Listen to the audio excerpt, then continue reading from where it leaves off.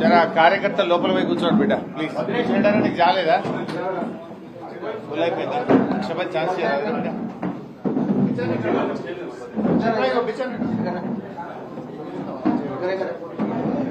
Local కదా ఇవ్వాలి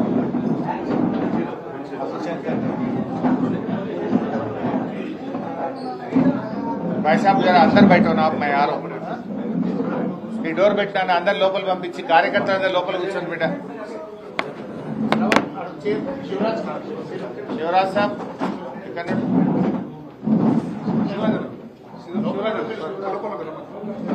municipal chairman Sadashiv page चलो डोर लगा दो डोर बैठे ना दिलीप अటు डोर ओपन చేసి అందరి బయట పంపి కార్యకర్తలు కొట్టి आदाब happy new year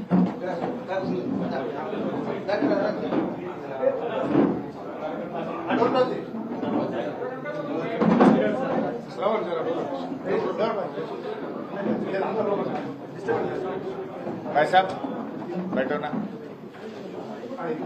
only press ఎవరైనా నిలబడ్డారా చైర్ లేక प्रेस ఎవరైనా చైర్ లేకపోతే నిలబడితే కూర్చోబెట్టండి थोड़ा मोबाइल फोन साइलेंट मोड रखिए भाई जितने भी हमारे दोस्त है लीडर है బయట నిలబడి కంట్రోల్ చేసుకోవాలి బిడ్డ తలుపు కొడతా ఉంటారు జర్నలిస్ట్ అయితే లోపల దోరు నాన్ జర్నలిస్ట్ అయితే ఆగబట్టుకో బాగున్నారు అందరూ संगारेड्डी तमाम उर्दू जब अखबार भी दिख रहे आपका सबका नया साल मुबारक మా మిత్రులందరికీ నూతన సంవత్సర శుభాకాంక్షలు ఎవరెవరే రామకృష్ణ చైర్ దొరికిందా జరా అరే బాబు లీడర్లు కొద్దిగా ఆగుంటారు ఏమనుకోకుండా బిడ్డ కంట్రోల్ చేసుకోండి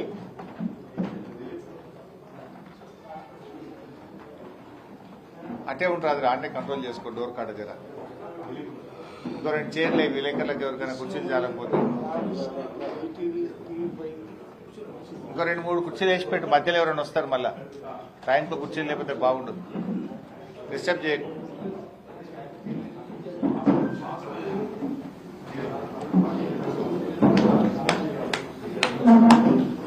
సెట్ అవుగాయా ఏం డిస్టర్బ్ చేస్తావురా భయ్ కూర్చొని సార్ కూర్చొని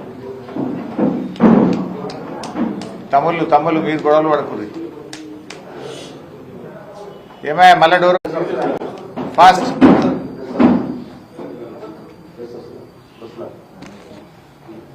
चार करेक्ट टाइम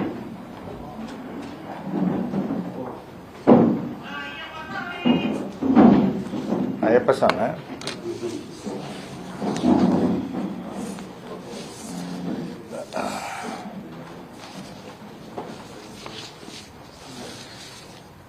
ముందుగా తెలంగాణ రాష్ట్ర ప్రజలకు దేశ విదేశాల్లో ఉన్నటువంటి తెలుగు ప్రజలందరికీ నూతన సంవత్సర శుభాకాంక్షలు. ముఖ్యంగా మా జర్నలిస్ట్ మిత్రులందరికీ కూడా నూతన సంవత్సర శుభాకాంక్షలు.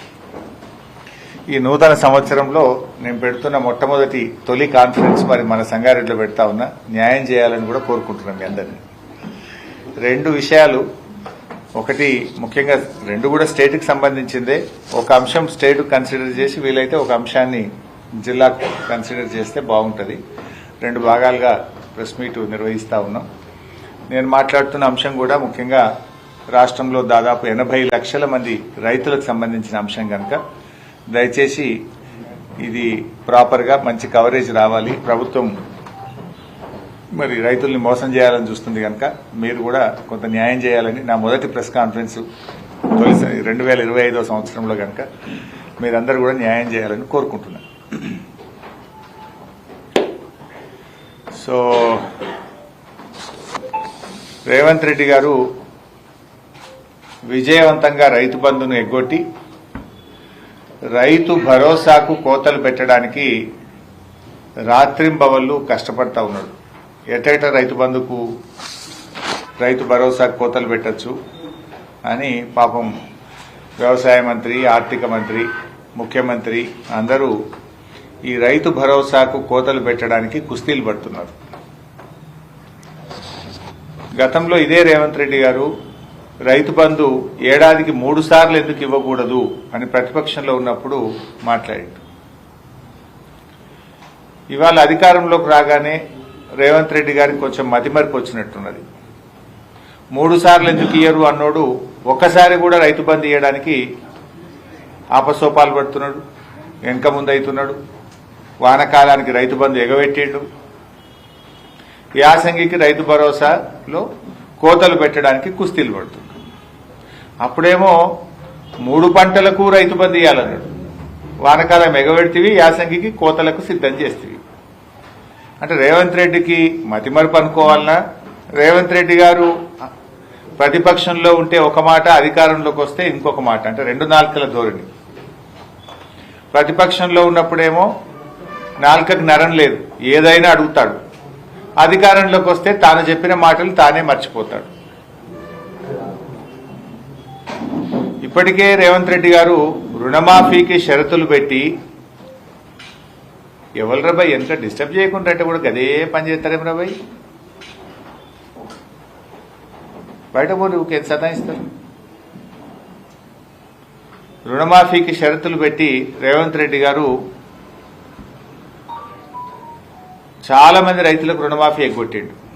ఇలా రాష్ట్రంలో సగం మందికి కూడా రుణమాఫీ కాలేదు. ఇప్పుడు మళ్ళీ రైతు భరోసాకు కోతలు పెట్టే ప్రయత్నం చేస్తున్నాడు. ప్రభుత్వం దగ్గర అన్ని రికార్డులు ఉన్నాయి. ఇప్పటికే కేసీఆర్ గారు ప్రభుత్వం దగ్గర ఉన్నటువంటి రికార్డులతోని 11 విడతల్లో 73,000 కోట్ల రూపాయల రైతు బంధునిచ్చి చూపించిండు కేసీఆర్ గారు. కానీ రేవంత్ రెడ్డి గారు ఏమంటున్నారు, ఇప్పుడు మళ్ళీ రైతు భరోసాకు దరఖాస్తులు పెట్టమంటాడట. ఆ దరఖాస్తులు కూడా ఎట్లా పెట్టమంటాడట, నేను ఇస్తున్న సమాచారం అంతా కరెక్టు, ఎలాంటి తప్పుడు సమాచారం ఇచ్చినా, తప్పుడు లెక్కలు తేలినా మీరు తీసుకోబోయే చర్యలకు నేను శిక్షార్హుణ్ణి అని రైతులట సెల్ఫ్ డిక్లరేషన్ ఇవ్వాలని రేవంత్ రెడ్డి గారు షరతులు పెడుతున్నాడు. దరఖాస్తులు పెట్టమని చెప్పి రైతుల్ని కోరుతున్నాడు. ఇది రైతుల్ని అవమానపరచడం కాదా? దేశానికి అన్నం పెట్టేటువంటి రైతు ఎండనక వాననక 6 గాలం కష్టపడి ఇవాళ వ్యవసాయం చేసి అందరికీ అన్నం పెట్టే రైతుకు షరతులు పెడతా ఉన్నారు. బడాబాబులకు, పారిశ్రామికవేత్తలకు, కంపెనీలకేమో ఏ షరతులు లేవు, 1000 కోట్ల అప్పులు మాఫీ చేస్తున్నారు. రైతులకు వచ్చేసరికి షరతులు అడ్డం వస్తున్నాయి. మీకు రైతులకు బేడీలు వేసి అవమానపరిచినటువంటి రేవంత్ రెడ్డి ప్రభుత్వం ఇవాళ రైతు భరోసా విషయంలో కూడా రైతుల్ని నేరస్తుల్లా భావించడం ఇది చాలా దారుణమైనటువంటి విషయం. మీ దగ్గర అన్ని వివరాలు ఉన్నాయి కదా,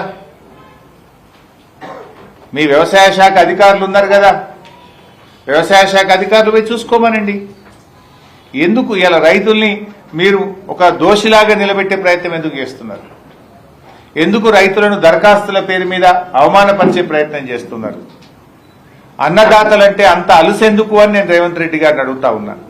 అంటే మీరు మళ్ళీ రైతులను కార్యాలయాల చుట్టూ తిప్పే ప్రయత్నం, కాంగ్రెస్ నాయకుల చుట్టూ తిప్పే ప్రయత్నం, పైరవకారుల చుట్టూ తిప్పే ప్రయత్నానికి మీరు పాల్పడతా ఉన్నారు. అంటే రైతులు మళ్ళీ పైరవకారుల చుట్టూ, కాంగ్రెస్ నేతల ఇండ్ల చుట్టూ, కార్యాలయాల చుట్టూ తిరగాలనా? కేసీఆర్ గారు ఉండగా కడుపులో సల్లగదలకుండా, ఏ దరఖాస్తు లేకుండా, రైతు ఇంట్లో నుంచి కాలు బయట పెట్టకుండా, వానకాలం వచ్చిందన్నా, యాసంగి పంట వచ్చిందన్నా టింగు టింగున ఫోన్లు మోగినాయి, బ్యాంక్ అకౌంట్లలో డబ్బులు పడ్డాయి. కానీ ఇలా రేవంత్ రెడ్డి ఏం చేస్తుండు? దరఖాస్తులు పెట్టుండి కార్యాలయాల చుట్టూ తిరగండి, కాంగ్రెస్ నాయకుల ఇండ్ల చుట్టూ తిరగండి, పైరవకారుల చుట్టూ తిరగండి. ఇదేనా రైతులకు పట్ల మీకుండే ప్రేమ? ఇది చాలా దుర్మార్గమైనటువంటి విషయం. అందుకే బీఆర్ఎస్ పార్టీ కేసీఆర్ ప్రభుత్వం గతంలో ఇచ్చిన విధంగా రైతులందరికీ రైతు భరోసా ఇవ్వాలని చెప్పి డిమాండ్ చేస్తుంది. ఆ రోజు ఎన్నికల సమయంలో మీరేం చెప్పారు? ఇప్పుడైతే 10,000 మేమొస్తే 15,000 అన్నారు. మేనిఫెస్టోలో పెట్టారు. వరంగల్ రైతు డిక్లరేషన్లో చెప్పారు. చెప్పిన విధంగా ఈ వానకాలం పైసలు యాసంగి పైసలు కలిపి ఎకరానికి 15,000 రూపాయలు ఇవ్వాలని చెప్పి మేము బీఆర్ఎస్ పార్టీ పక్షాన్ని డిమాండ్ చేస్తా ఉన్నాం. ముఖ్యంగా కొన్ని వార్తలు వస్తా ఉన్నాయి. ప్రభుత్వమే లీకులు ఇస్తుంది. 10 ఎకరాలకు ఇస్తాం, ఒక పంటకే ఇస్తాం, సాగు చేసే భూమికే ఇస్తాం అని లీకులు ఇస్తున్నారు. ఇవాళ ముఖ్యంగా మనం సంగారెడ్డి జిల్లాలో ఉన్నాం. ఈ జిల్లాలో మెజార్టీగా పండే పంట పత్తి పంట. మా జైరాబాద్ లో పండ్ల తోటలుంటాయి, చెరుకు తోటలుంటాయి, పత్తి ఉంటుంది. నారాయణ ఖేడ్ అయినా సంగారెడ్డి అయినా.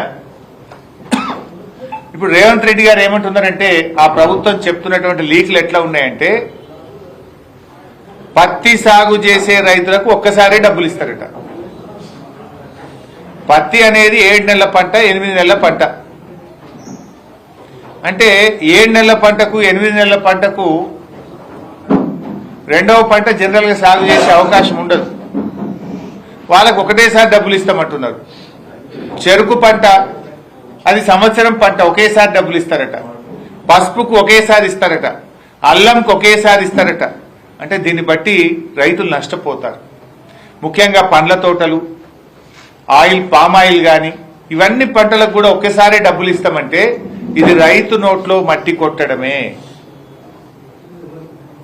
ఇవాళ మన రాష్ట్రంలో 1,50,00,000 ఎకరాలు వానకాలంలో సాగైతుంది. యాసంగికి వచ్చేవరకు ఏమైతుంది? 50 లక్షల ఎకరాల్లో పత్తి సాగు చేసేటువంటి రైతులు యాసంగిలో పంట వేయరు. ముఖ్యంగా పత్తి ఎక్కడ సాగు చేస్తారు? ఆదిలాబాద్ జిల్లా, సంగారెడ్డి జిల్లా, కొంత పార్ట్ ఆఫ్ నల్గొండ, ఖమ్మం జిల్లా, ఇట్లాంటి జిల్లాల్లో పత్తి సాగు ఎక్కువగా ఉంటుంది. పత్తి సాగు చేసే రైతులంతా కూడా చిన్న సన్నకారు రైతులే. ముఖ్యంగా గిరిజన దళిత రైతులే. ముఖ్యంగా ఖమ్మం, ఆదిలాబాద్ లో ఉండే గిరిజన రైతులే పత్తి సాగు చేస్తారు. దళిత రైతులే ఎక్కువగా సాగు చేస్తారు. సాగునీటి సౌకర్యం లేని రైతులే పత్తి సాగు చేస్తారు. అంటే కాంగ్రెస్ పార్టీ 50 లక్షల ఎకరాల్లో పత్తి పండిస్తున్న దళిత గిరిజన రైతుల నోట్లో మట్టి కొట్టే ప్రయత్నం చేస్తున్నది. నువ్వు పత్తి సాగు చేసినావు కదా, నీకు ఒక్క వానకాలమే ఇస్తాం, ఇక యాసంగికి నీకు ఎగబెడతా అని చెప్పదలుచుకున్నది కాంగ్రెస్ పార్టీ. అదేవిధంగా చెరుకుకు పెట్టుబడి ఎక్కువ, పసుపుకు పెట్టుబడి ఎక్కువ, పండ్ల తోటలకు పెట్టుబడి ఎక్కువ. మరి వాళ్ళకు కూడా ఒకసారి ఇస్తా అంటే ఎట్లా? చెరుకుకు నార్మల్ గా ఇతర పంటల కంటే పెట్టుబడి 2 అంతలు ఉంటుంది. ఇవాళ 1,00,000 ఎకరాల్లో చెరుకు పంట పండుతుంది మన రాష్ట్రంలో. 1,00,000 ఎకరాల్లో పసుపు పంట పండుతుంది మన రాష్ట్రంలో. 10 లక్షల ఎకరాల్లో మామిడి తోటలు, ఆయిల్ పామ్ తోటలు, ఇతర పండ్ల తోటలు, ఒక 10 లక్షల ఎకరాల్లో వివిధ రకాల తోటలు ఉంటాయి. ఇలా కంది దాదాపు 10 లక్షల ఎకరాల్లో తెలంగాణలో కంది సాగైతుంది. కంది కూడా సింగిల్ క్రాప్, 8 నెలలు 9 నెలలు పడుతుంది. ఇక నువ్వు కంది వేసినావు కదా, నీకు ఒకటేసారి రైతు భరోసా. నువ్వు పత్తి వేసినావు కదా, నీకు ఒకటేసారి రైతు భరోసా. నువ్వు చెరుకు వేసినావు కదా, ఒకటేసారి రైతు భరోసా. నువ్వు పసుపు వేసినావు కదా, నీకు ఒకటేసారి రైతు భరోసా. నువ్వు పండ్ల తోటలు పెట్టినావు కదా, నీకు ఒకటేసారి రైతు భరోసా అని ఇలా రైతుల నోట్లో మట్టి కొట్టే ప్రయత్నం చేస్తా ఉంది. రైతు భరోసా పేరిట కోతలు పెట్టే ప్రయత్నం చేస్తున్నది ఇవాళ కాంగ్రెస్ ప్రభుత్వం. ఇది ఎక్కడ న్యాయం అని అడుగుతా ఉన్నా. ముఖ్యంగా ఈ పత్తి గాని కంది గాని హార్టికల్చర్ పండించే రైతులు దళిత గిరిజన రైతులు ఎక్కువ ఉంటారు. రాళ్ళు రప్పలకి ఏమని మాట్లాడుతున్నారు. ఎవరుంటారు? కొండలు గుట్టల్లో సాగు చేసేటోళ్ళు ఎవరు? పోడు భూముల సాగు చేసేటోళ్ళు ఎవరు? కొండలు గుట్టల్లో పోడు భూములు సాగు చేసే రైతులు గిరిజన రైతులు. అంటే మీ టార్గెట్ ఏంది? గిరిజన రైతులు అంటే మీకు గిట్టదా? గిరిజన రైతులకు రైతు భరోసా ఎగ్గొడదామనుకుంటున్నారా? మీ ఉద్దేశం ఏంది అని మేము అడుగుతా ఉన్నాం. అన్నీ ఆలోచించిన కేసీఆర్ గారు రైతుల ఆత్మగౌరవాన్ని కాపాడాలి. రైతులు పెట్టేవాళ్లు గాని అడుక్కునే వాళ్ళు కాదు అన్నది కేసీఆర్ సిద్ధాంతం. రైతులు దేశానికి అన్నం పెట్టేవాళ్ళు. అందరికీ కడుపు నిండి అన్నం పెట్టి ప్రజల్ని బతికించేవాడు రైతు. అందరికీ పెట్టే రైతును ఇలా కేసీఆర్ ఆత్మగౌరవం పెంచి రైతు యొక్క విలువను, రైతు గౌరవాన్ని కేసీఆర్ పెంచే ప్రయత్నం చేసిండు. కానీ కాంగ్రెస్ పార్టీ ఏం చేస్తుంది? రైతును అడుక్కునేవాడిగా చిత్రీకరించే ప్రయత్నం చేస్తుంది. రైతులు దరఖాస్తులు పెట్టండి, కార్యాలయాల చుట్టూ తిరగండి, పైరేవు కార్ల చుట్టూ తిరగండి అనే విధంగా రైతుల ఉసురు పోసే ప్రయత్నం చేస్తుండ్రు. అందరికీ అన్నం పెట్టే రైతును అడుక్కునేవాడిగా మార్చకండి. మీ దగ్గర అన్ని వివరాలు ఉన్నాయి, అన్ని పంటలకు ఇవ్వండి. ఇలా దీర్ఘకాలిక పంటలుంటాయి, వర్షాధారిత పంటలుంటాయి, వారికి అన్యాయం చేయొద్దు. ఇప్పటికే పత్తి రైతులు చాలా ఇబ్బందుల్లో ఉన్నారు. ఈసారి అకాల వర్షాల వల్ల పత్తి దిగుబడి తగ్గింది. పత్తి రైతులకు పెట్టుబడి ఎక్కువ, ఆదాయం తక్కువ, అవకాశాలు లేక వర్షాధారితంగా గిరిజన దళిత రైతులే ఎక్కువగా బీసీ రైతులే పత్తి పండిస్తారు. ఇవాళ నువ్వు ఆ రైతులకు అన్యాయం చేసే ప్రయత్నం చేస్తున్నావు. ఇవాళ ఎల్లుండి 4వ తారీఖు కేబినెట్ మీటింగ్ లో డిసైడ్ చేస్తామని లీకులు ఇస్తా ఉన్నారు. ఒకవేళ పత్తి రైతులకు గాని, కంది రైతులకు గాని, హార్టికల్చర్ రైతులకు గాని మీరు అన్యాయం చేస్తే తస్మాత్ జాగ్రత్త అని చెప్పి హెచ్చరిస్తా ఉన్నాం. రైతు లోకం తిరగబడుతుంది అని చెప్పి హెచ్చరిస్తా ఉన్నాం. జరిగే పర్యవసానాలకు ప్రభుత్వం బాధ్యత వహించాల్సి వస్తుంది అని హెచ్చరిస్తా ఉన్నాం. ఆలోచించండి. ఇవాళ పంట ఒకటి కావచ్చు, కానీ దాని పెట్టుబడి ఎక్కువ. కందులు దాదాపు 10 నెలల పంట, చెరుకు ఏడాది పంట, పసుపు ఏడాది పంట, పత్తి 6-7 నెలల పంట. దాని పెట్టుబడి ఎక్కువ. మీరు ఒక పంట అని చెప్పి ఆ రైతులను అన్యాయం చేయొద్దు అని చెప్పి కూడా కాంగ్రెస్ పార్టీని హెచ్చరిస్తా ఉన్నాం. అందరి రైతులకు రైతు బంధు యథావిధిగా ఇవ్వాలని చెప్పి కూడా కోరుతా ఉన్నాం. ఇలా ఏమిచ్చింది కాంగ్రెస్ పార్టీ? ఈ ప్రభుత్వం అధికారంలోకి వచ్చిన తర్వాత కోతలు తప్ప రైతులకు ఇచ్చింది ఏమీ లేదు. మీరు ఒకసారి గమనిస్తే రుణమాఫీ సగం మందికే అయింది. బోనస్ 10 పంటలకు బోనస్ ఇస్తామని మేనిఫెస్టోలో పెట్టింది కాంగ్రెస్ పార్టీ. ఒక్క పంటకే బోనస్ అన్నారు. ఆ ఒక్క పంటలో కూడా దొడ్డుకి ఇయ్యం, సన్నాలకే ఇస్తామన్నారు. అంటే పంటలకు బోనస్ విషయంలో కాంగ్రెస్ ఇచ్చింది 5%. ఎందుకంటే 10 రకాల పంటలకు బోనస్ అని ఒక్క పంటకు బోనస్ ఇచ్చిండ్రు. ఆ ఒక్క పంటలో కూడా దొడ్డు వాట్లకి ఇయ్యం, సన్నాలకే ఇస్తామన్నారు. అంటే 5%. రైతు భరోసా వానకాలం ఎగ్గొట్టిండ్రు, యాసంగిలో సగానికి సగం కోత పెట్టడానికి కుట్రలు చేస్తున్నారు. పంటల బీమా మేనిఫెస్టోలో పెట్టిండ్రు. అసెంబ్లీలో బడ్జెట్ స్పీచ్ లో చెప్పారు, ఈ సంవత్సరం నుంచి కాంగ్రెస్ పార్టీ పంటల బీమా ప్రారంభిస్తామన్నారు. వానకాలంలోనేమో ఏమైందా పంటల బీమా అంటే యాసంగికి వెళ్ళిస్తామన్నారు. ఇప్పుడు యాసంగి వచ్చింది, పంటల బీమా ఏమైందా అంటే మళ్ళీ వచ్చే సంవత్సరం చూస్తామంటారు. అంటే పంటల బీమా గుండు సున్నా. రైతులకు వ్యవసాయ పనిముట్లు ఇస్తాం, అది సున్నా. ఒక్క పనిముట్లు ఈ సంవత్సరం ఇచ్చింది లేదు. పాడి రైతులకు 5 రూపాయల ప్రోత్సాహం అన్నారు, అది గాడిద గుడ్డు పెట్టిండ్రు. అన్నీ అవుతాయి. మీరు ఏమిచ్చారు? పాడి రైతులకు 5 రూపాయల ప్రోత్సాహం అని మేనిఫెస్టోలో పెట్టిరి, గాడిద గుడ్డు పెట్టిరి. వ్యవసాయ పనిముట్లు ఇస్తామంటారు, గుండు సున్నా పెట్టిరి. రైతులకు పంటల బీమా అంటారు, దాన్ని సున్నా పెడితిరి. రైతు భరోసా సగానికి కోత పెట్టే కుట్ర చేయబడితిరి. రుణమాఫీ సగమే చేస్తిరి. బోనస్ చెప్పిన దాంట్లో 5 పైసలు ఇచ్చిండ్రు, 95 పైసలు ఎగబెట్టిండ్రు. 24 గంటల కరెంట్ అన్నారు, ఏడవైనా 16 గంటలకు మించి కరెంట్ వస్తలేదు. ఇక మరి మీరు ఇచ్చింది ఏంది? మీరు రైతులకు చేసింది ఏంది అని నేను అడుగుతున్నా. ఒక్కటన్నా రైతులకు ఇచ్చిన హామీ మీరు నిలుపుకున్నారా? అరే 2 లక్షల మీద అప్పున్నోళ్ళని ముఖ్యమంత్రి ఏమన్నాడు? పోనీ బ్యాంకులలో జల్దీ కట్టుని మీకు ఎత్తామన్నాడు. ముఖ్యమంత్రి మాట నమ్మి అప్పులు తెచ్చి 2 రూపాయలు 3 రూపాయల మిత్తికి తెచ్చి బ్యాంకులలో డబ్బులు కడితే ఆ 2 లక్షల పైన ఉన్న రైతులకు ఇవ్వాలటికి రుణమాఫీ అయితలేదు. నేను అడుగుతా ఉన్నా, 2 లక్షల పైన ఉన్నటువంటి రైతులకు ఎప్పుడు రుణమాఫీ చేస్తారో కట్ ఆఫ్ డేట్ పెట్టండి. ముఖ్యమంత్రి గారు నీ మాట నమ్మి మిత్తికి తెచ్చి బ్యాంకులలో 2 లక్షల పైన ఉన్న డబ్బు కడితే ఇవాళకి ఒక్క రైతుకు కూడా రుణమాఫీ కాలేదు. 2 లక్షల లోపున్నోళ్ళు కూడా చాలా మంది ఇలా ఇబ్బందుల్లో ఉన్నారు. ఇంకా చాలా మందికి రుణమాఫీ కాలేదు. మిత్తిల మీద పడ్డాయి. నువ్వు డిసెంబర్ 7 తారీఖు దాకానే మిత్తి మీ లెక్క పెట్టినావు. ఏడాది ఆలస్యంగా రుణమాఫీ చేసి ఏడాది మిత్తిలు రైతులతో కట్టించినావు. నువ్వు ఇవాళ రుణమాఫీ ఆలస్యం చేసింది నువ్వు. ఏ రోజు రుణమాఫీ చేస్తే ఆ రోజు దాకా మిత్తి కట్టిస్తావా? డిసెంబర్ 7 తారీఖుకే లెక్క పెడతావా? డిసెంబర్ 7, 2023 నాటికే లాస్ట్ అంటే మరి 6 నెలలు ఏడాది మిత్తిలు ఇవాళ రైతుల మీద పడతా ఉన్నాయి. ప్రతి రైతు 20,000, 30,000 ఈ రుణమాఫీ విషయంలో రైతుల మీద భారం పడతా ఉంది. ఇలా 2 లక్షల లోపు కూడా రేషన్ కార్డు నిబంధన పెట్టి, కుటుంబం నిబంధన పెట్టి, కుటుంబంలో ఒక్కరికనే నిబంధన పెట్టి ఇవాళ రుణమాఫీలో కూడా సగానికి సగం రేవంత్ రెడ్డి కోతలు పెట్టిండు. ఇలా ఈ రైతుల పట్ల కాంగ్రెస్ పార్టీ వైఖరిని మేము తీవ్రంగా ఖండిస్తా ఉన్నాం. అందరికీ అన్నం పెట్టే రైతన్నను అడుక్కునేవాడిగా మార్చొద్దు. రైతు ఎప్పుడు పై చేయి ఉండాలి, రైతు ఇచ్చేవాడికి ఉండాలి. కానీ రైతును మీరు దరఖాస్తులు పెట్టించి దరఖాస్తులో తెలుసో తెలియకో తప్పులుంటే మేము చర్యలు తీసుకుంటాం, ప్రభుత్వం తీసుకునే చర్యలకు నేను శిక్షార్హుణ్ణి అని చెప్పి మీరు తీసుకునేటువంటి ప్రయత్నాలు మానండి అని చెప్పి బీఆర్ఎస్ పార్టీ హెచ్చరిస్తా ఉంది. మీ దగ్గర డేటా ఉంది, ఇదేం కొత్త స్కీమ్ కాదు, నువ్వేం కొత్తగా ఇస్తలేవు. 11 సార్లు కేసీఆర్ ఇచ్చిండు కదా, అదే పద్ధతిలో 5,000కు బదులు 7,500 ఇస్తాను నువ్వు నమ్మించినావు, నమ్మించి గడ్డనెక్కినావు. మరి గడ్డనెక్కిన తర్వాత నీవు ఇచ్చిన వాగ్దానాన్ని అమలుపరచు. బాండ్ పేపర్ల మీద రాసిచ్చినావు కదా 7,500 ఇస్తాను, వెంటనే వానకాలం యాసంగి పైసలు 15,000 రూపాయలు విడుదల చేయాలని చెప్పి కూడా ఈరోజు బీఆర్ఎస్ పార్టీ డిమాండ్ చేస్తుంది.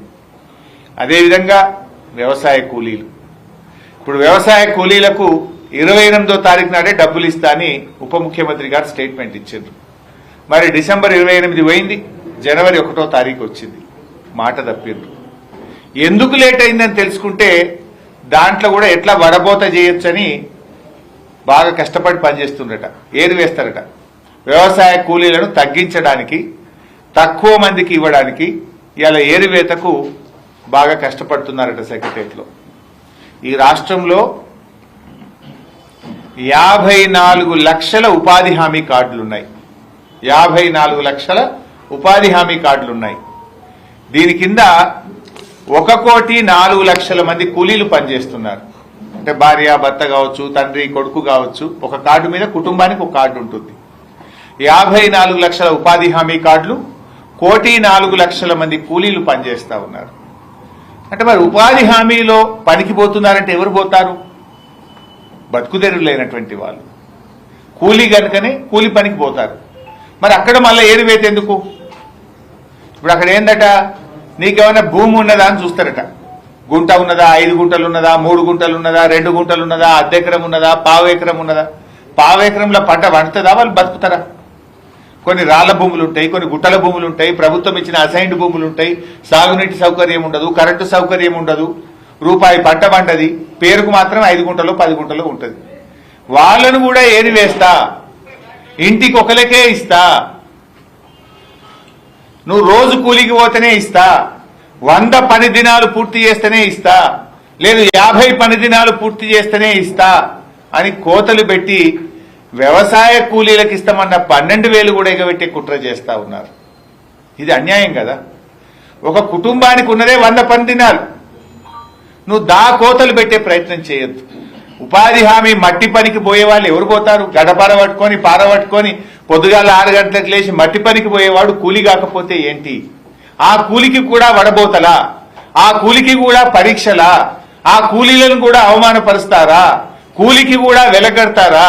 కూలీలను కూడా ఇంకా మీరు రకరకాల దాంతో ఏరివేస్తారా? ఇది ఏం పద్ధతి అని మేము అడుగుతా ఉన్నాం.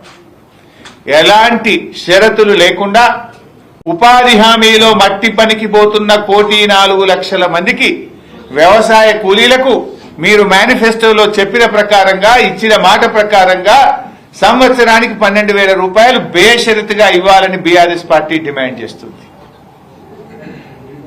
5 గుంటలో 10 గుంటలో అర్ధెకరము కాదు, వాళ్ళు కుటుంబానికి ఆ భూమి ఎంతకు కూడా సరిపోదు. ఎకరం లోపు ఉన్న వాళ్ళందరినీ కూడా వ్యవసాయ కూలీలుగా పరిగణించండి.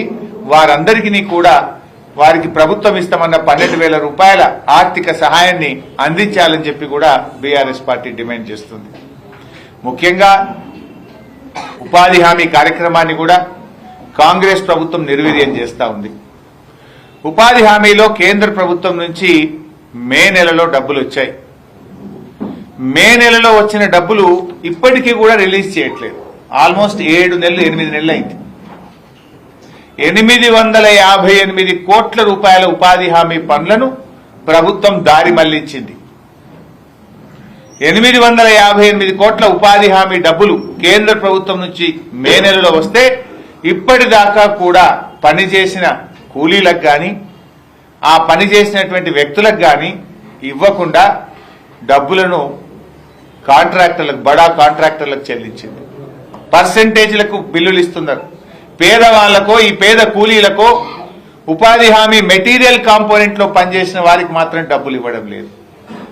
దాని రూల్ ఏంది? 3 నెలలు దాటితే ఇంట్రెస్ట్ కట్టాలి రాష్ట్ర ప్రభుత్వం. కేంద్ర ప్రభుత్వం డబ్బులు ఇచ్చిన 3 నెలల్లోగా చెల్లించకపోతే రాష్ట్ర ప్రభుత్వం వడ్డీతో సహా కేంద్ర ప్రభుత్వానికి తిరిగి కట్టాల్సి ఉంటుంది.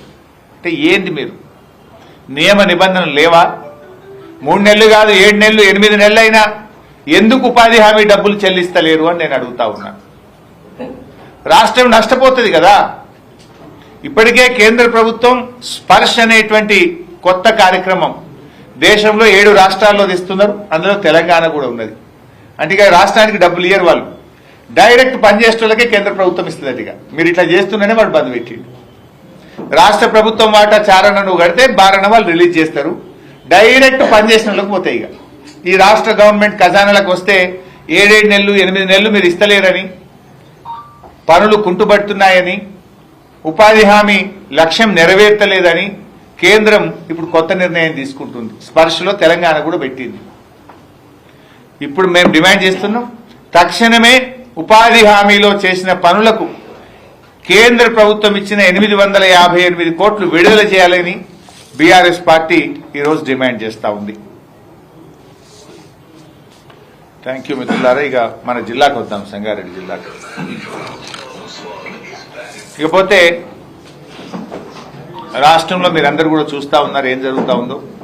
ఇందులో కూడా కొన్ని ఇంపార్టెంట్ పాయింట్స్ ఉన్నాయి, రాష్ట్రానికి మొత్తానికి సంబంధించిందే. నిఘా వ్యవస్థ అనేది చాలా చాలా ముఖ్యమైనటువంటిది. వెనకట రాజులైనా మన దేశ ప్రభుత్వమైనా రాష్ట్ర ప్రభుత్వమైనా ఈ దేశం యొక్క అంతర్గత భద్రత, శాంతి భద్రతలు అనేటువంటి దాన్ని అత్యంత ప్రాధాన్యతగా ఏ ప్రభుత్వమైనా కూడా చేస్తుంది. ఎందుకంటే ఒక జిల్లాలోనైనా ఒక రాష్ట్రంలో ఎవరైనా పెట్టుబడులు పెట్టాలంటే నేషనల్ క్రైమ్ బ్యూరో వెళ్ళి చూస్తారు. క్రైమ్ రేట్ ఎంతున్నది, క్రైమ్ జరిగితే ఎంతమందిని వీళ్ళు పట్టుకుంటున్నారు, ఎన్ని మర్డర్లు అవుతున్నాయి, ఎన్ని రేప్ కేసులు అవుతున్నాయి, ఈ రాష్ట్రంలో పెట్టుబడులు పెట్టచ్చా పెట్టరాదా అని ఎవరైనా చూసుకొని ఇతర దేశాల వాళ్ళు కానీ ఇతర రాష్ట్రాల వాళ్ళైనా పెట్టుబడి పెట్టేటప్పుడు చూసుకుంటారు. బాధ కలిగే అంశం ఏంటంటే తెలంగాణ ఇప్పుడు ఎల్లో జోన్లకు పోయింది.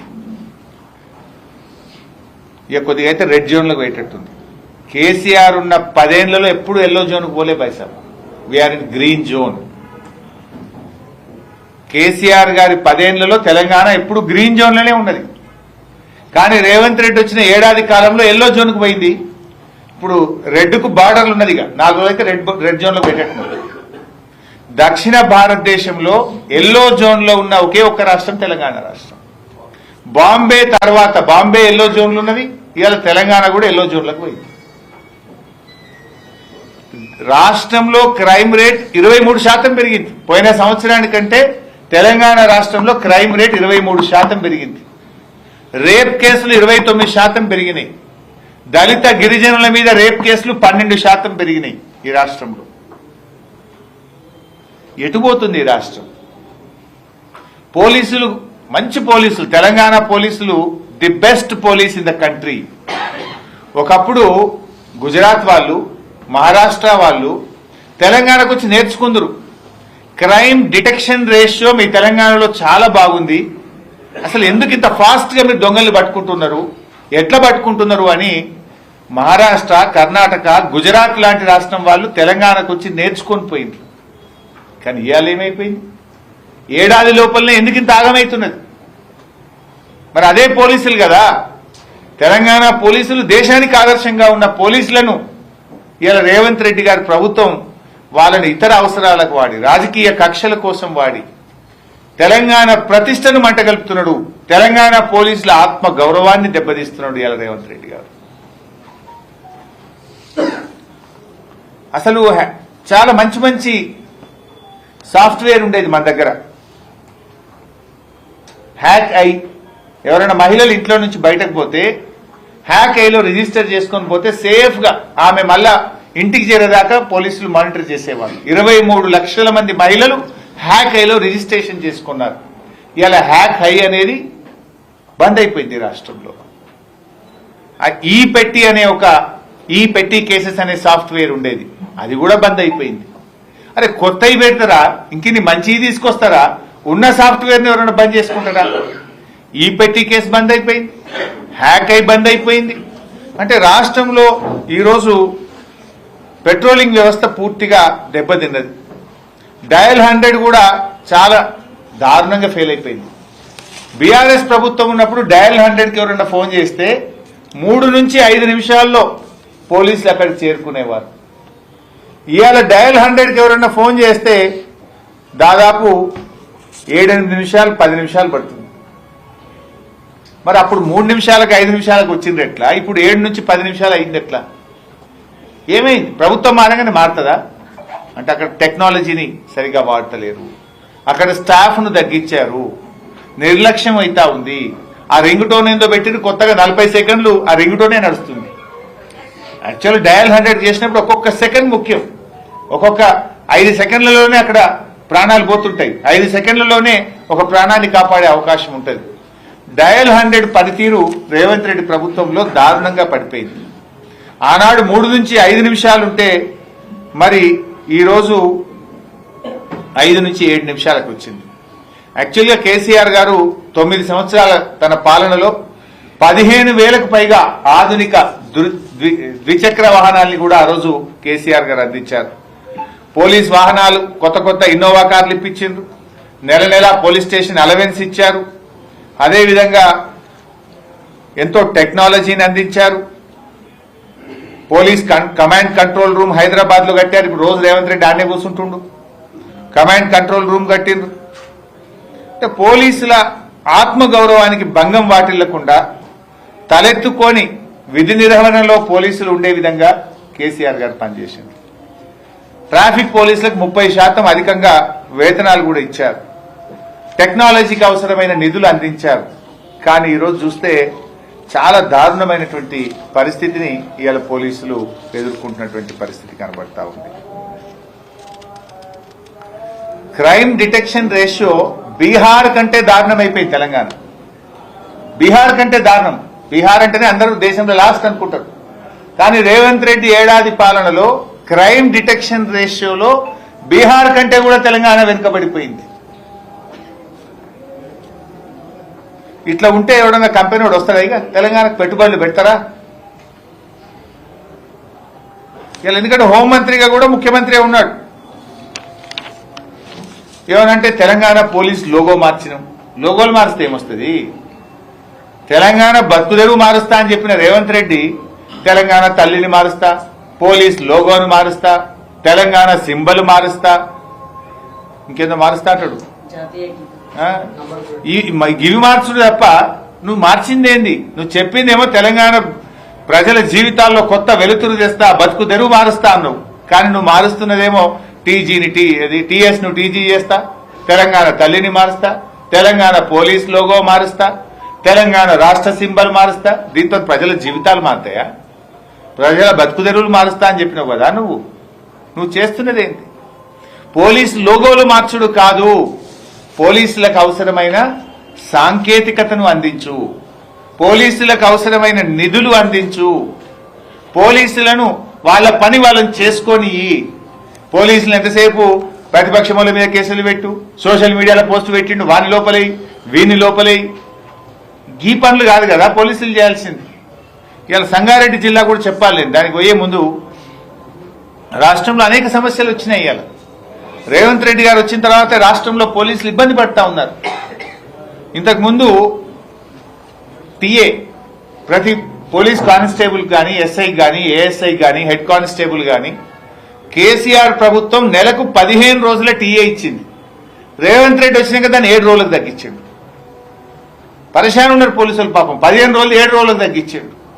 सरेंडर लीव पैसలు మూడు किस्तिल पेंडिंग ఉన్నాయి संगारेड्डी में कोई कांस्टेबल को पूछो आप स्टेट में कोई जिला में जाके पूछो మూడు సరెండర్ లీవ్లు పెండింగ్ ఉన్నాయి 3 క్వార్టర్ల సరెండర్ లీవ్లు పోలీసులే విడుదలైతలేవు స్టేషన్ అలవెన్స్ ఇంతకుముందు కేసీఆర్ గారు ఉండగా కాయిదాలు కొనుకస్కనుడు అదేందో టైపిస్ట్ ప్రింటింగ్ మిషన్ పనిచేయలేదు అన్నట్టుంటుండే ప్రతి పోలీస్ స్టేషన్ కు 50,000 రూపాయలు ఇచ్చిండు కేసీఆర్ హైదరాబాద్ లో అయితే 75,000 ఇచ్చి అరే మీ కాయిదాలు మీరు కొనుక్కోండి ఎవరైనా పోలీస్ స్టేషన్ కు వస్తే మంచినీళ్ళు తాగిపియండి ఛాయ్ తాగిపియండి అని కేసీఆర్ గారు పోలీసుల గౌరవం పోలీసుల ప్రతిష్ట పెంచాడు ఇప్పుడు అవి కూడా విడుదలైతలేవు స్టేషన్ అలవెన్స్ విడుదల చేయాలంటే కూడా పైరవి చేయాలి సెక్రటరియట్లో పోయి ఎవరైనా సీఐ పైరవి చేస్తానో లేకపోతే ఆ పర్సెంటేజ్ ఇస్తే ఆ పోలీస్ స్టేషన్కి వస్తున్నాయి మిగతా పోలీస్ స్టేషన్లకు వస్తలేవు ఇప్పుడు మళ్ళీ పాత పద్ధతి ఎవరైనా దొంగలు రౌడీ షీటర్లు ఉంటే ఆ రౌడీ షీటర్ అరే భయ్య మా ప్రింటర్ పని చేస్తలేదు కొనుక్కరా అరే భయ్ మా అదేదో కాగితాయి వైట్ పేపర్లు అయిపోయినాయి కొనుక్కరా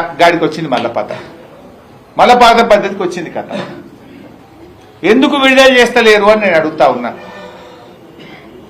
పాపం ఆరోగ్య భద్రత నెలకు 300 కట్టాడు ప్రతి పోలీస్ కానిస్టేబుల్ ఆయన కుటుంబ సభ్యులకు తల్లిదండ్రులకు అనారోగ్యం అయితే ఆరోగ్య భద్రత కార్డు ఉంటే భరోసా ఉండేది ఏ రోగం వచ్చినా కూడా మంచి వైద్యం చేయించుకొని వద్దురు కానీ ఇప్పుడు ఆరోగ్య భద్రత ఆరోగ్యశ్రీ కంటే అధ్వానం అయిపోయింది పోలీసులకు ఉన్న ఆరోగ్య భద్రత కార్డు ఆరోగ్యశ్రీ కంటే అధ్వానం అయిపోయింది అది పట్టుకొని పోతే బెడ్స్ ఖాళీ లేవని అదే కొడుతున్నాడు దవాఖానలో నేను అడుగుతున్నా రేవంత్ రెడ్డి గారిని ఈ ఏడాది కాలంలో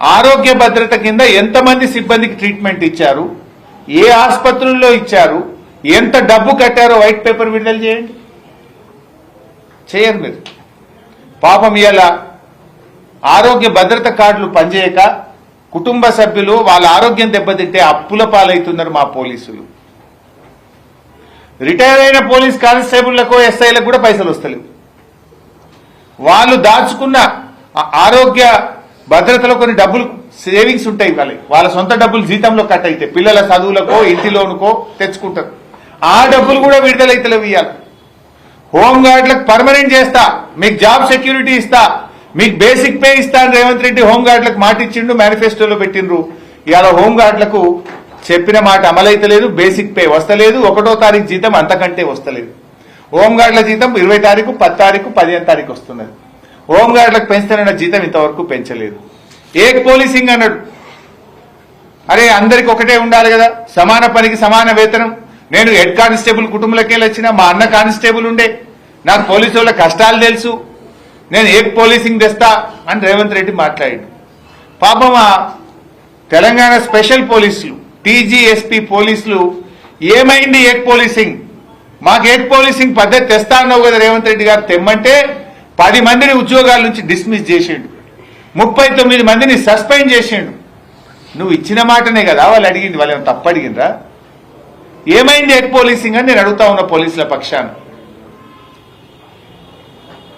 నువ్వు ఎన్నికల్లో ఇచ్చిన హామీ అమలు చేయమని అడిగితే ఉద్యోగాల నుంచి తీసేస్తావా బీఆర్ఎస్ పార్టీ పక్షాన్ని డిమాండ్ చేస్తున్నాం డిస్మిస్ చేసిన 10 మంది టీజీఎస్పీ పోలీసులను తిరిగి ఉద్యోగాల్లోకి తీసుకోవాలి సస్పెండ్ చేసిన 39 మందిని వారిని తిరిగి ఉద్యోగాల్లోకి తీసుకోవాలని చెప్పి కూడా బీఆర్ఎస్ డిమాండ్ చేస్తుంది పోలీసుల సరెండర్ లీవ్ డబ్బులు వెంటనే విడుదల చేయాలని డిమాండ్ చేస్తా ఉన్నాం టీఏ బిల్లులు గతంలో కేసీఆర్ గారు ఇచ్చిన విధంగా 7 రోజులు కాదు 15 రోజుల వాళ్ళ టీఏ బిల్లులు చెల్లించాలని కూడా బీఆర్ఎస్ పార్టీ డిమాండ్ చేస్తుంది ఆరోగ్య భద్రత డబ్బులు విడుదల చేయాలని కూడా ఈ రోజు బీఆర్ఎస్ పార్టీ డిమాండ్ చేస్తుంది రిటైర్ అయిన పోలీసులకు సంబంధించిన డబ్బులు కూడా వెంటనే విడుదల చేయాలని హోంగార్డులకు ఇచ్చిన మాట ప్రకారంగా బేసిక్ పే వాళ్ళ జీతాలు పెంచాలని చెప్పి కూడా మేము డిమాండ్ చేస్తా ఉన్నాం ఇక మన సంగారెడ్డి జిల్లా ఇది కూడా ఒకసారి చూస్తే అర్థమవుతుంది రాష్ట్రం అంతా గట్లే ఉంది కాకపోతే మనం సంగారెడ్డి ప్రెస్ వాళ్ళం కనుక సంగారెడ్డి ప్రజాప్రతినిధులం కనుక ఈ జిల్లా పరిస్థితి కూడా ఒకసారి మాట్లాడుకుందాం బీఆర్ఎస్ ప్రభుత్వం ఉన్నప్పుడు 2022లో 6,429 కేసులు అయినాయి 6,429 ఇప్పుడు 2024 అయిపోయింది కదా మొన్న కాంగ్రెస్ గవర్నమెంట్ 2024లో ఎన్ని కేసులు అయినాయి అంటే 7,563 అంటే 1000 కేసులు పెరిగినాయి రోజు రోజుకు టెక్నాలజీ పెరిగితే కేసులు తగ్గాలనా కేసులు పెరుగుతాయా 7,563 కేసులు అయినాయి. అంటే 2022 చూసినప్పుడు 24కు 1000కి పైగా సంగారెడ్డి జిల్లాలో కేసులు పెరిగినాయి. అంటే ఏమైంది? ఎందుకు పెరుగుతా ఉన్నాయి కేసులు? పోలీసులు అక్రమ కేసులు పెడుతుండ్రా? పోలీసుల మీద ఒత్తిడి పెట్టి ఈ కాంగ్రెస్ ప్రభుత్వం అనవసరంగా బీఆర్ఎస్ కార్యకర్తల మీద, సోషల్ మీడియా యాక్టివిస్టుల మీద కేసులు ఎక్కువ పెట్టిస్తున్నారా? నిఘా విభాగం పనిచేయడం లేదా? ఎస్బీ డిపార్ట్మెంట్ పనిచేయడం లేదా? ముందస్తు చర్యలు తీసుకోవడంలో ఫెయిల్ అవుతున్నామా? కారణం ఏంది అని నేను అడుగుతా ఉన్నా. ఇవాళ సంగారెడ్డి జిల్లాలో అత్యాచారాలు 31% పెరిగినాయి పైసా. 2022లో 70, 2023లో 100 మంది మహిళల మీద అత్యాచారం అయితే కాంగ్రెస్ గవర్నమెంట్ వచ్చినాక 2024లో 131 అత్యాచారాలు ఈ జిల్లాలో జరిగినాయి. ఎందుకు పెరుగుతా ఉన్నాయి మహిళల మీద అఘాయిత్యాలు? ఎందుకు పెరుగుతా ఉన్నాయి మహిళల మీద అత్యాచారాలని నేను అడుగుతా ఉన్నా. దొంగతనాలు 52% పెరిగినాయి సంగారెడ్డి జిల్లాలో. 52%. ఇంత అన్యాయం ఇది. అప్పుడు గదే పోలీసులు, ఇప్పుడు గదే పోలీసులు కదా. కేసీఆర్ గవర్నమెంట్ లో తక్కువ ఎందుకు, కాంగ్రెస్ గవర్నమెంట్ లో ఎక్కువ ఎందుకు? దొంగతనాలు 2023లో 420 ఉంటే 2024లో 639 దొంగతనాలు జరిగినాయి సంగారెడ్డి జిల్లాలో. It is failure of this government. Home మినిస్టరే ముఖ్యమంత్రి, ముఖ్యమంత్రే హోమ్ మినిస్టర్. అంటే ఇది ముఖ్యమంత్రి యొక్క వైఫల్యము, రాష్ట్ర ప్రభుత్వం యొక్క వైఫల్యం తప్ప మా పోలీసుల వైఫల్యం కాదు. ఎందుకు? మరి ఇదే పోలీసులు కదా గతంలో మంచిగా పనిచేసిండ్రు, ఇదే పోలీసులు కదా దేశానికి ఆదర్శంగా ఉన్నారు. ఎందుకు పోలీస్ వ్యవస్థ ఫెయిల్ అవుతా ఉంది? అంటే నిఘా విభాగం చేయాల్సిన పని చేస్తలేదు, ఎస్బీ విభాగం చేయాల్సిన పని చేస్తలేదు. పోలీసులను వాళ్ళ పనిని వాళ్ళని చేయించుకోనియకపోవడం వల్ల, టెక్నాలజీ ఇవ్వకపోవడం వల్ల, నిధులు విడుదల కాకపోవడం వల్ల మన రాష్ట్ర పోలీసు విభాగం దెబ్బతింటా ఉంది. దొంగతనాలు 52% పెరిగినాయి పైసా. ఇక దోపిడీలు అయితే 112% పెరిగినాయి. డబుల్ కంటే ఎక్కువ. 2022లో 9 దోపిడీలు, 2023లో 17 దోపిడీలు, 2024కు వస్తే సంగారెడ్డి జిల్లాలో 36 దోపిడీలు జరిగినాయి. 36, 112% పెరిగినాయి దోపిడీలు. అదేవిధంగా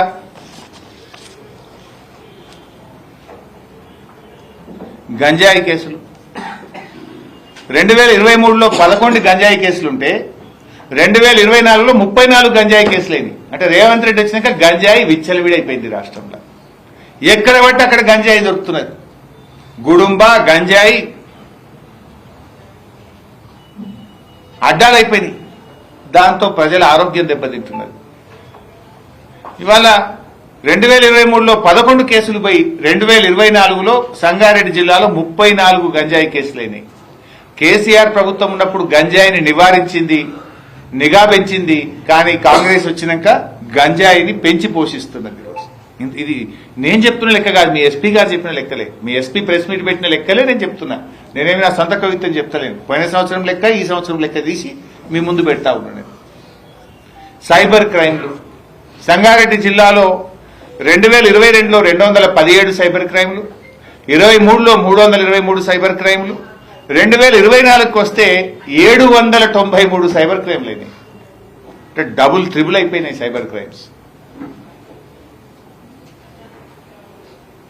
అప్పుడేమో సైబర్ కంట్రోల్ వింగ్ ఉంటుండే కేసీఆర్ గారు ప్రభుత్వం ఉన్నప్పుడు.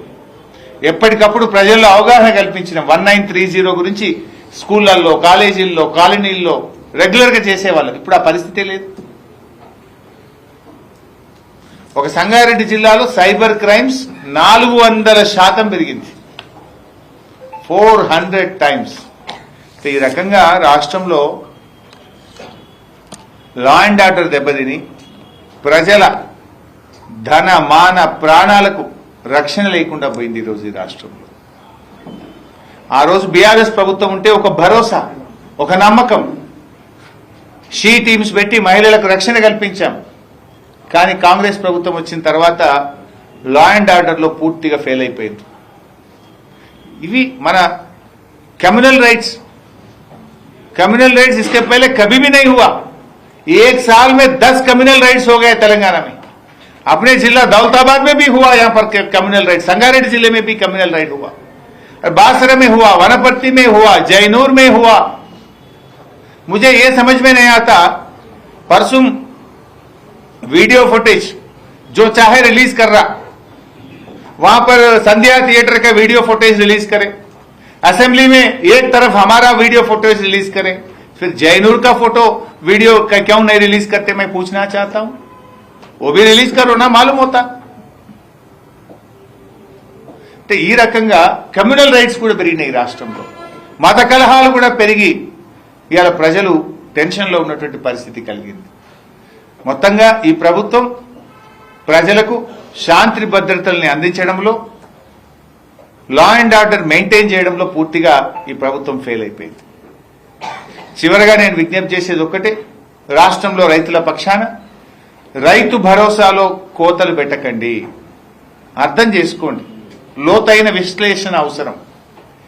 ఏ రకంగా రైతులకు కోతలు పెట్టాలని కాదు ఆలోచించాల్సింది, ఏ రకంగా రైతులకు మేలు చెయ్యాలి, ఏ రకంగా రైతులకు సహాయపడాలన్నదే ప్రభుత్వం ఆలోచించాలి.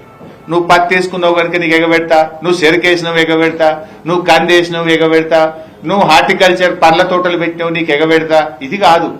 నీకు ఎట్లా అందిస్తా, రైతుని ఎట్లా నిలబెడతా, రైతు ఆత్మగౌరవాన్ని ఎట్లా పెంచుతా అని ప్రభుత్వం ఆలోచించాలి తప్ప రైతుకు ఎట్లా కోత పెడతా అని ఆలోచించకూడదు అని చెప్పి మేము విజ్ఞప్తి చేస్తా ఉన్నాం. రైతుల పక్షాన 2 లక్షల పైన ఉన్నటువంటి రైతులకు తక్షణమే ఇచ్చిన మాట ప్రకారంగా రుణమాఫీ పూర్తి చేయాలని, ఈ రైతు భరోసా ఎకరానికి 15,000 రూపాయల డబ్బు విడుదల చేయాలని, షరతులు లేకుండా కోతలు లేకుండా గతంలో బీఆర్ఎస్ పార్టీ ఇచ్చిన ప్రకారంగా రైతు భరోసా డబ్బులు అందించాలని చెప్పి డిమాండ్ చేస్తూ సెలవు. ఒక అంశాన్ని జిల్లా కన్సిడర్ చేస్తే బాగుంటుంది. 2 భాగాలుగా ప్రెస్ మీట్ నిర్వహిస్తా ఉన్నాం. నేను మాట్లాడుతున్న అంశం కూడా ముఖ్యంగా రాష్ట్రంలో దాదాపు 80 లక్షల మంది రైతులకు సంబంధించిన అంశం కనుక దయచేసి ఇది ప్రాపర్గా మంచి కవరేజ్ రావాలి. ప్రభుత్వం మరి రైతుల్ని మోసం చేయాలని చూస్తుంది కనుక మీరు కూడా కొంత న్యాయం చేయాలని నా మొదటి ప్రెస్ కాన్ఫరెన్స్